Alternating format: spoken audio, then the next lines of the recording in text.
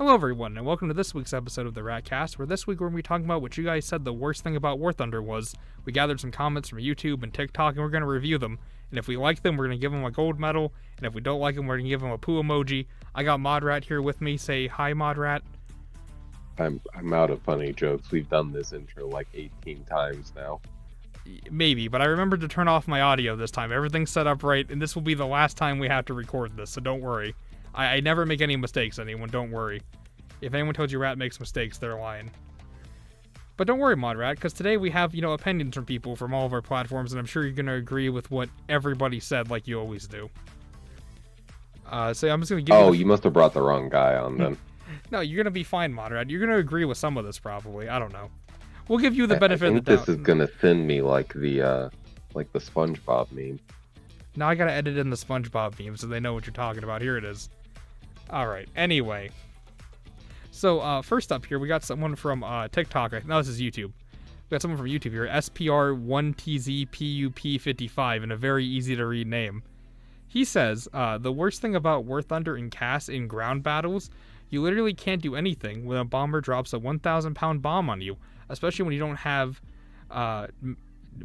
Mitch speed or play a heavy. Oh, much speed or play a heavy. He mistyped there. So, just talking about as usual. When you have Cass in ground battles, you just feel helpless because nothing you do with 1,000-pound bombs dropped on you.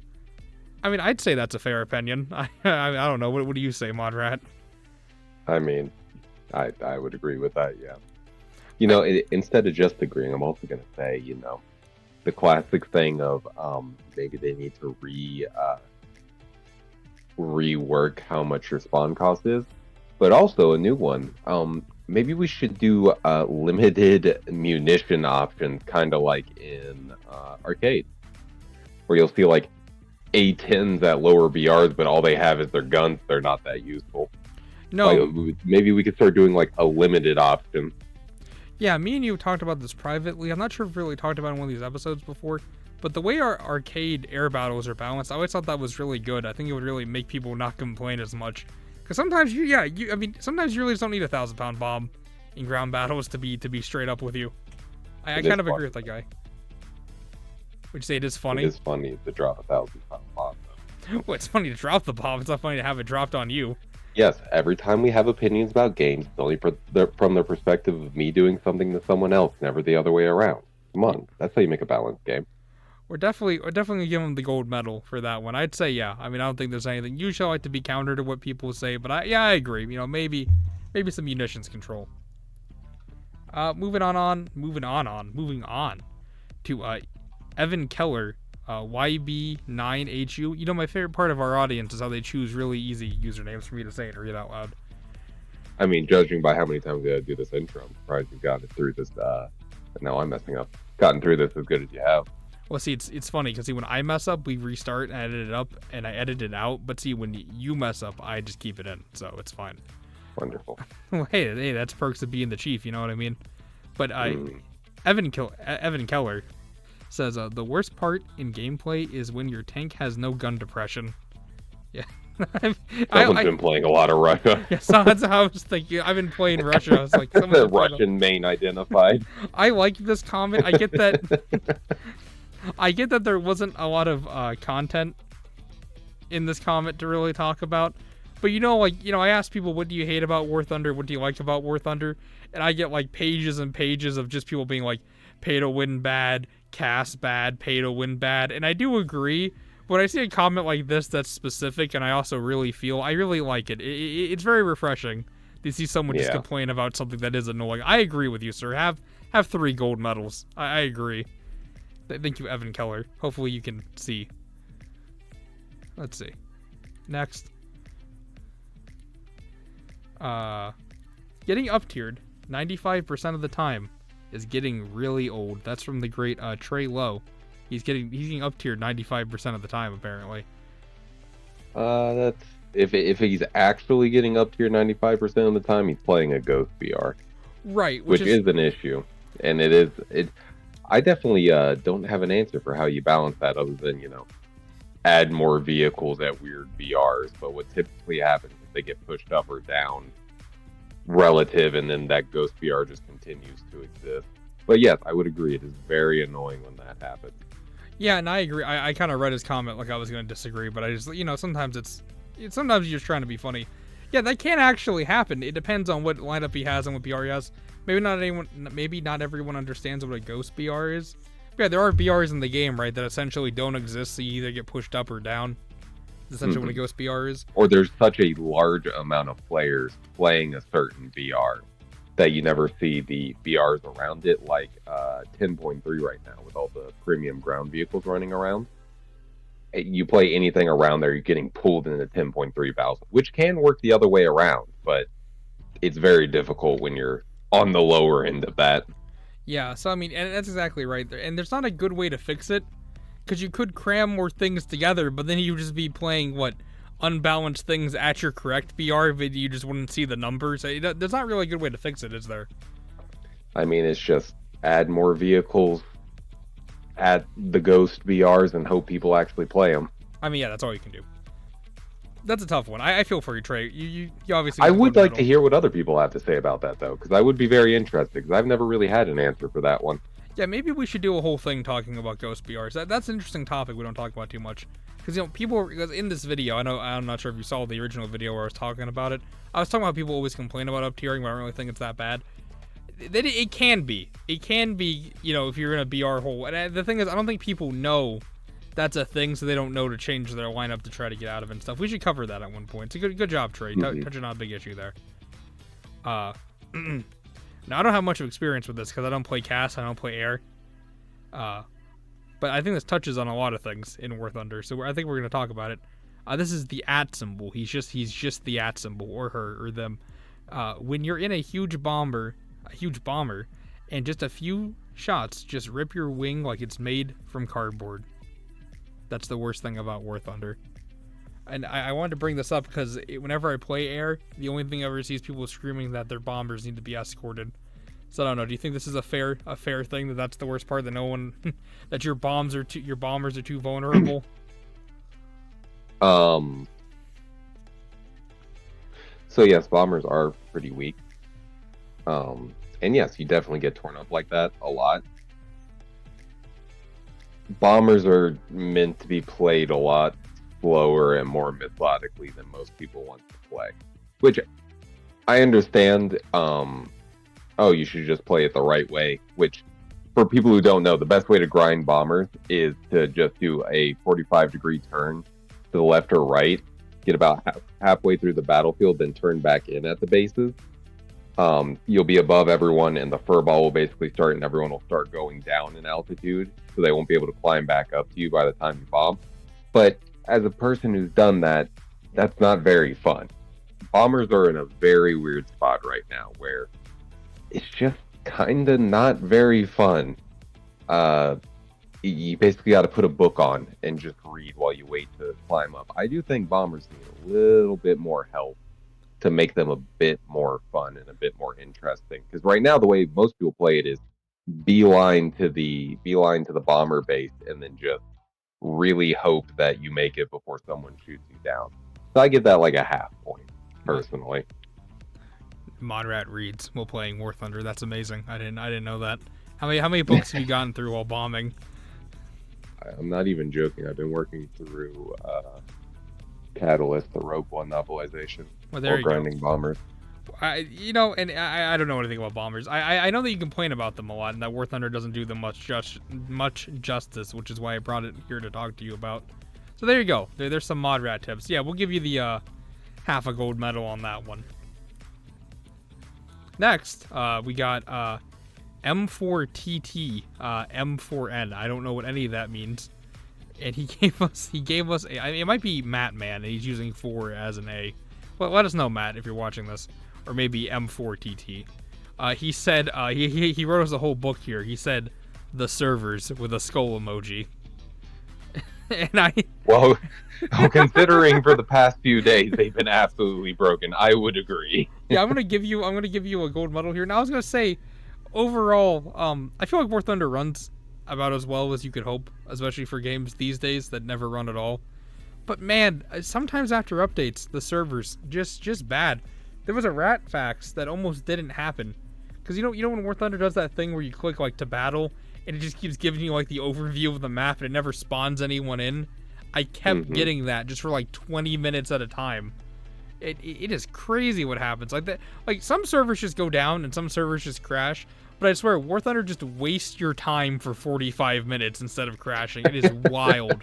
Yeah. It was doing that. Oh man, I was trying to like just do like my repairs or whatever, and it was just loading for like 45 minutes. It's so bad. Just in a circle. Yeah, Matt. Usually, you think this might be the kind of like petty complaint I wouldn't agree with. No, I agree. It is crazy how it happens sometimes. I have no idea what this next one's about, but I think I heard you say something about this. So I brought it into this one, Modrat. If you don't know what I'm talking about, then this is going to be a total waste. But Adam Smiley Face with a PFP of a cat says Abrams turret ring and LFP. That's the worst thing about War Thunder is the Abrams turret ring. It ruins the whole game for Adam and his cat. Which is, am I missing something? I don't know. Does it matter? So lower front plate and the turret ring. Yeah, it's the is worst. What he's saying. It's the worst thing. It's the worst thing about the I imagine this. I don't know exactly when you pulled these. I imagine this is coming alongside the rework of the Abrams turret ring to model the entire basket. Which I think they have since then backtracked a bit and only like half modeling it. But yeah, those are the 2 weak points on an Abrams: the lower front plate and the turret ring. And recently they were going to make the turret ring even bigger so it'd be easier to hit, which brings it sort of in line with how a lot of Russian vehicles are right now with their auto loaders and their turret ring made up. I mean, I think it should be modeled, and I think the turret ring is just part of playing the Abrams and learning how to play around it and stuff like that. I understand it does stink when compared to some of the Russian vehicles, because when you're fighting Russian vehicles, like, man, I cannot kill this thing. I had to hit this tiny little weak spot or yada, yada, yada.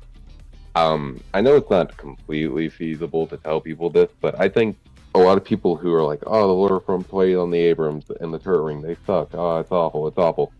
If it's possible, you should try to play some higher tier Russian vehicles, because you'll realize the Abrams has a lot of strength to it in speed and maneuverability, and its turret armor, if you can use it properly, there's a lot of advantages in reverse speed that you're getting with the Abrams. Yeah, those are the 2 weak points. They do stink, but if the vehicle didn't have any weak points, that it'd be 17.0 and not in the game. Huh. I feel like people I see, and I definitely understand all of that. Everyone that knows me knows I know a lot about War Thunder and tanks and stuff. I guess I want to bring this to a greater point. I feel like people complain about the Abrams a lot in War Thunder, like more than any other vehicle. I feel like I'm always getting complaints about how the Abrams is like not good. It's gotten a lot worse since the clickbait got added. You're getting a lot lower tier players who just don't have as much experience in the game playing it now. It makes it difficult because people who don't know how to use an Abrams are driving Abrams, and people who do know how to use an Abrams are playing with teammates who aren't protecting them properly, and it just brings the whole experience down. Oh, there you go. So, I mean, overall, I don't know. What would you say about it? Would you say that this is the worst thing about War Thunder, the LFP and the basket? I don't. I understand where his frustration's coming from, but I do not. Yeah, I'm gonna have to give him the worst thing. That seems like a very specific thing. I'm gonna give him a poo emoji on that one, Chief. But we do see where you're coming from. But yeah, here you go. Here's your poo. You can have that. But next, we got from username. That's their username. It's very creative. I'm very concerned about what his password might be. But anyway, it's apples without a capital A. Now you told on him. I'm tired of getting critical hits when clearly the enemy plane is on fire, spinning out in the air with a wing missing. Hey, at least we have severe damage now. At least we have severe damage now, exactly. But I'm hesitant to say that this is an invalid opinion, because man, there sure is a lot of stuff that happens with getting credit for plane downs and kills and stuff that I feel like they could really make better and just kind of choose not to. Like, I've been in those situations where it's like, literally, you've destroyed every single thing on an airplane, and it's just a cockpit falling through the sky, and then some other guy just like flies near it and gets the kill. No, I almost wonder if it's a server side thing Could be. because it's so polarizing. It's like I barely hit someone, but then I get like a severe damage off or like a kill, and then other times I'm just absolutely wailing on someone in the same aircraft and it's doing absolutely nothing. I almost wonder if it's a server side thing. Which, can't people still put planes like in the ground and deny you the kill in realistic air? Yeah, but if you get the hit, it gives you the. If you get hits, it tends to 9 times out of 10 give you the kill. But no, there are very annoying people who will see that they're in a bad position, roll over and crash into the ground, and I don't know why people like that even play the game to begin with. Yeah, it's crazy. I don't know. I'll still give you the medal for that one overall, because there's enough weirdness, I'd say, to substantiate that as a real claim. That could ruin your War Thunder experience. I'm gonna reluctantly give them the medal. There you go. You can have that. Let's see. Then Sack Meavy, or maybe Satch Meavy. Yeah, his little gaijin snail was his PFP. Repair cost is so painful, and I wanted to talk about this specifically because I thought they recently rebalanced repair costs to be not as expensive as it once was. But I feel like I've seen an uptick in people complaining about repair cost, even though I thought they fixed it so you don't lose as much money. But I've seen this come up a lot more than I usually have. I don't really notice these things, so I need your opinion. Repair costs really that painful? I thought they've made them better. So repair costs are better now. Right. To basically make it to where you're not losing money as much as the old system used to be. Because they tried to use repair costs as a balancing factor instead of, removing munitions from vehicles or throwing them super high in BR. They just made their repair costs like absolutely ridiculous. People who used to play the B-29 back in the old days know exactly what I'm talking about, where you destroy a ton of bases, shoot down a ton of planes in a B-29 somehow, and still come out negative at the other end. Okay. That system's basically gone. I imagine the uptick is related to having more information now about every single RP and every single SL you make, now just laid out in front of you on the in-battle thing. And people needing more SL to take part in the gambling boxes. So they're looking back and seeing, okay, well, what's taking the most out is my repair costs. I could have gotten another, what was the last one, a snake crate? I could have gotten more snake crates if this didn't exist, even though it's an improvement on the system. And it's trying to keep the economy balanced still. I think that's why we're seeing an uptick in it, even though the situation overall is better. Yeah, I think I'm going to give them like a tiny poo for this one. It's really, I feel, I mean, at least in my experience, it's not that bad, but I can get how you get there, but I really don't, I don't think that's... I mean, if they don't know what the old system was like, and they're actually like engaging with the game and figuring out how it works and actually looking at those screens, I give them a gold medal just for deductively trying to figure this out. Definitely, because I think he's definitely using his resources available to try to figure out how the game works, which is always really cool. I'll give him the Pumoji wear a gold medal. How's that? There we go. There we go. I appreciate your effort to figure out if that's what you actually do. Yes, A for effort. Possible A for effort. Maybe. I am giving him a lot of credit for things he didn't say. Yeah, he could just be like day one and just complaining. You never know.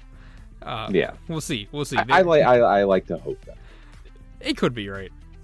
But don't worry, this next one, I'm going to go ahead and put a preemptive poo. I'm going to put the poo on the screen first. Oh, no. And then I'm going to read the comment. I have a few videos about this already. Our good friend, though, Travis Bickle, he said World War II tanks fighting tanks from the Cold War. Man, I got to tell you. No. Moderate, you say some stuff about this. I don't even know, man. I've seen. Okay, yes, you go ahead. I'll share my opinions, but you go ahead first.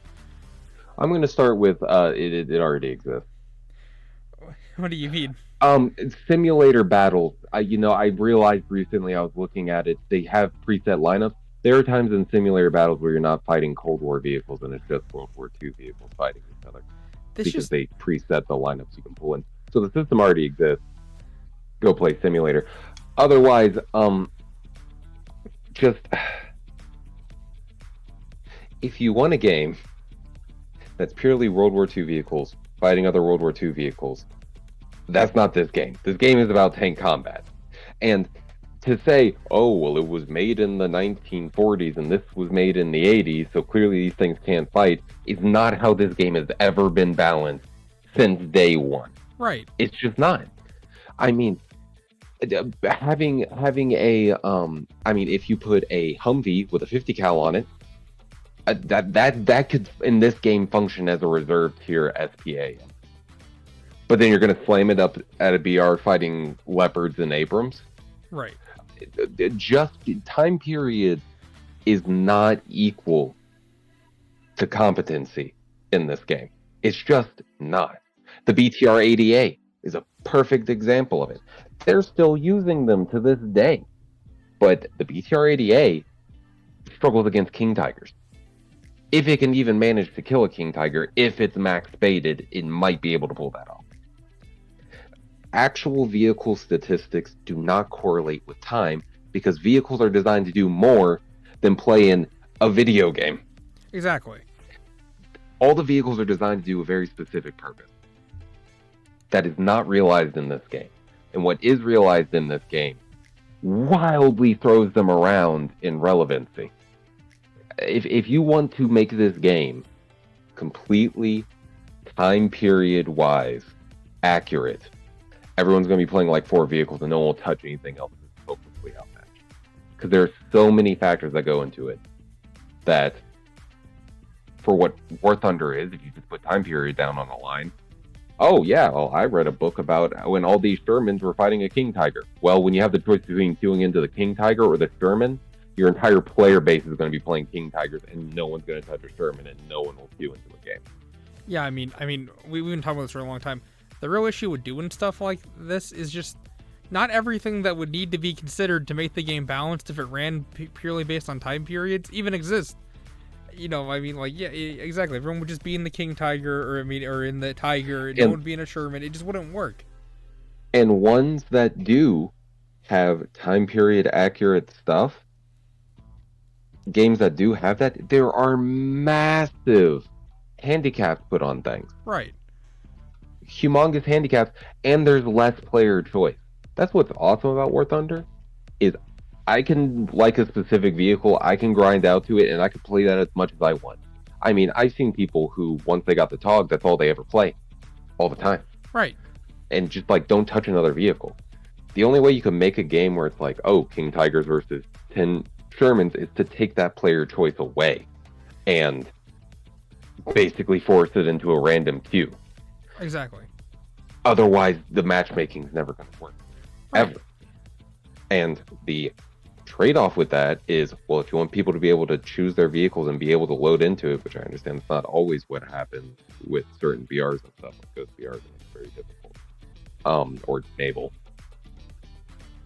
You get the choice to be like, I want to play this, I want to play this. The game fills in the brackets of, okay, we're going to put you against something you at least have a reasonable chance of fighting. Yeah, I mean, definitely. And also, it's just, like, how would you even sort, which is another thing we're talking about, like, what do you mean, like, no World War II versus Cold War? What are things made in the Cold War that were also, I mean, things that were made in World War II that were also used in the Cold War? What about experimental tanks never used at all? What about tanks that were developed and not used, like, developed during World War II but then never used? I mean, there's just a lot of issues. Because now, I know that these are a lot of the same people that's saying that, like, experimental vehicles shouldn't be in the game. But see, people always say that, but I don't think they realize how many vehicles are never really used in combat. I don't think people, unless it says, like, you know, object or something, I'm not sure they really think. It would be too hard to place all these things, because what do you do about things that were just never used? Because it's not really fair to say, like, oh, this was a World War II vehicle, so it should fight World War II things. Even though the reason why it wasn't used in World War II is because it had too many capabilities and was too expensive to be made. Like, what about, like, vehicles like that would totally be ruined. I mean, which in other games that do have this historical matchup, they take all of that into account. That's why only so many of something can spawn. That's why it only has certain features. War Thunder by and large, tries to give you, excluding top tier air because that's an absolutely crazy place right now, and top tier ground where they do have to. They try to give you most, if not all, the capabilities of your vehicle without trying to constrain you when you get it. This is more. It's not. This is not a War Thunder is not because they say like, oh, War Thunder is supposed to be a historically accurate simulator. War Thunder is really more like a vehicle simulator, not a history simulator. You're not recreating historical battles. It's supposed to try to give you an idea of like what those tanks are kind of like and kind of how they'd match up against other tanks. You're not recreating the Battle of Stalingrad. You know what I mean? It doesn't work like how people say that it does. Yeah. I don't know. It just does War Thunder say that? People always say like, oh, War Thunder. Their advertising is very loosey goosey with the use of the word like simulator and realistic and stuff, which is where I imagine most people get that from. Right, because I mean, their commercials that are trying to get you to play the game are very liberal with their use of different simulator and realistic and historically accurate terms. Even though that's just not the reality of the game. But I guess some maps are named after certain battles and stuff. I don't know. But I mean, it's clearly okay. Whatever it is, and like whatever people like, even whatever War Thunder tells you it is, it's just not. That's just not the reality, right? Like, okay, yeah. I guess there is a map called Stalingrad, isn't there? But I mean, it's the unfortunate part of all game development where the people who advertise the game are not the developers. Exactly. The people who advertise for this game and like run the monetary side of the game, all they care about is getting people in the game and buying things, whereas the developers have a completely different perspective of how the game works. Yeah, I mean, so overall, I'm still going to give you the poo emoji. Well, I mean, definitely going to give you the poo emoji. Hate to say it, but man, it's just not this game. Sorry. I don't know what to tell you. Just, whatever it was supposed to be. They're talking about adding new game modes and bringing World War mode back. So maybe World War mode back. So maybe it will become that. But when we've done those things in the past in War Thunder, it's always been an abysmal failure. Yeah. Sorry, Chief. But thank you for commenting. I appreciate it. Not personal. You're just rating everyone's opinions. And last is another opinion I disagree with preemptively, but our good friend Boostin has said the worst thing is the teammates, plain and simple. And what I have to say off the bat is I'm not sure exactly what you're referencing, how people are mean, or maybe how they don't listen to you when you're trying to boss them around. I don't know exactly what you mean, but I kind of talked about this in a few of my videos. You can't just say that your teammates are always the problem. I mean, there's good. How many people play War Thunder? Like millions? I mean, some of them are good and some right of them are now, bad. There's 101,000 people online. Yeah, we only care when teammates are bad. We never care about when they're good. Now, if you're mad that they're not listening to you, look, War Thunder is not a game where you have to listen to everyone yelling at you. If you're mad about them being mean, you're on a game with millions of people. Sometimes people are going to be mean. I disagree with this. What about you, Modrat? I mean, I feel like the perfect teammate is the omnipotent one that always does everything you want all the time, and anything short of that, people are going to say is bad. Well, I think that's even, like, the more false choice of this whole thing, is that even if you had an omnipotent teammate that did everything good, like, let's say you get matched with really good teammates, then you get mad at them for, like, stealing your kills and your points. I feel like nobody can be a good teammate. You get matched with people that are competent, you get mad at them for stealing your kills. You get matched with dumb teammates, you get mad at them for why you lost. I just feel like, look, people are not robots. They're not going to listen to you. They don't have to, and they don't have to do what you say. Then people go, oh, well, it's good strategy. All right, War Thunder isn't really, yet again, kind of like the last comment, War Thunder isn't really a strategy game. You know what I mean? It's really just a game. What War Thunder is, if you set your expectations like this, you actually enjoy War Thunder a little bit more, I think. Look, whatever you think War Thunder kind of is, what it's really just about is getting in a tank and seeing what it's like to fight other tanks. It's not really, I know people are like, well, it is a strategy in a team game because you're on a team and you need to use strategy. Yeah, and that's fine. But yet again, kind of like with the historical matchmaking thing, War Thunder doesn't really reward like even strategy as much as you might think. It really just rewards getting in your tank and killing people as much as you can. So, there's not a lot of incentive to work together. There's not even a lot of incentive to win games. Not really. Unless you're doing it at the end of the day, what War Thunder really, really, really, really is a tech tree research-based game. Right. Like, you might be on teams, you might be playing for a common goal, but you're really just playing to research your tech tree. So people aren't incentivized to listen to you. Again, the only reason you have to even win games really is if you have a task that says to. And like I learned from other video, most people who know this game has tasks. So I mean, Most people don't know 90% of the things available in this game because War Thunder is just a grinding game. You got decals you can grind, you got vehicles you can grind, you got tech tree, you got battle passes, you got events, all kinds of crazy stuff. This isn't Squad. No. Which would be cool to have a War Thunder game similar to Squad, but War Thunder isn't a War Thunder game similar to Squad. Which again, and Boosted, I'm going to tell you the same thing that I tell people that are like, oh, well, this kind of like the historical matchmaking people. If you're mad about your teammates, squad up with some people. They just, I don't know people. Well, I mean, they can't do everything for you. like this, like not playing with people that you like in the like, well, you could set up a historical matchmaking thing, and they're like, well, I can't ever find anyone to play with me. What I had to say to all that is, look, War Thunder can't make friends for you. I mean, you know what I mean? Like maybe you can find friends to play with. Go on. No, I'm saying like like War Thunder can't help you find people you like to play with. Like you are gonna have to do that part on your own. Is my last point on that. My advice as well is if you are getting incredibly frustrated with your teammates,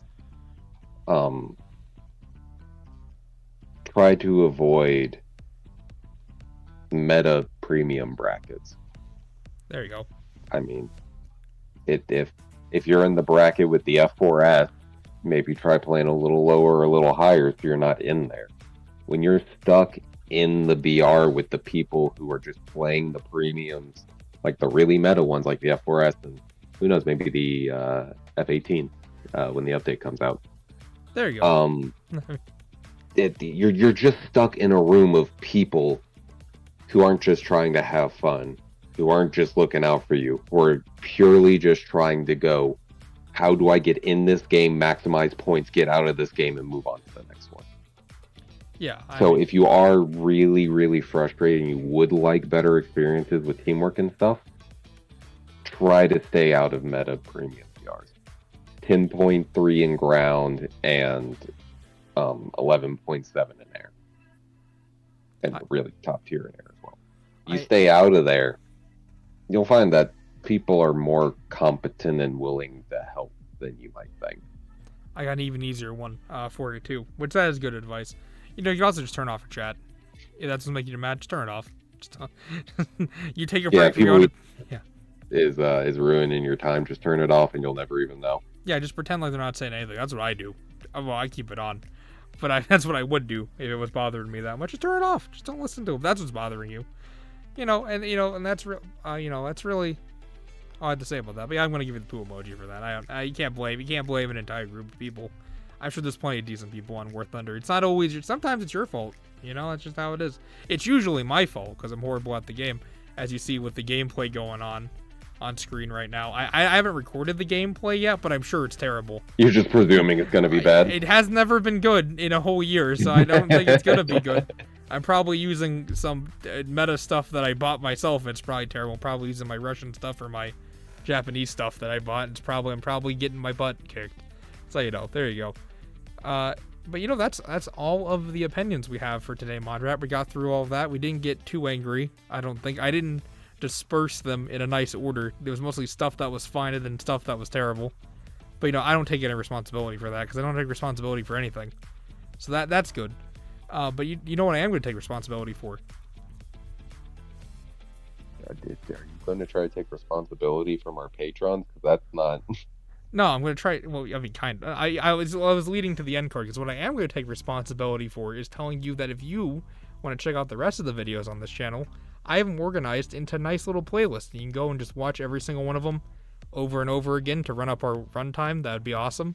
We also have a Discord. Link is in the description and in my bio if you want to join us there. And yes, we do have a Patreon.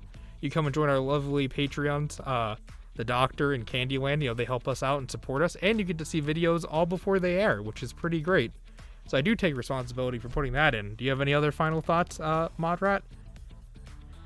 Are you still posting the uncut stuff to the Patreon? Because then people can hear my absolutely terrible salamander joke there. No, that was a whole different cut, so that's not going to be on there. You're good on that one. Oh. Yeah. Okay. Well, at least if you sub to the Patreon, you won't get to see my terrible salamander joke. If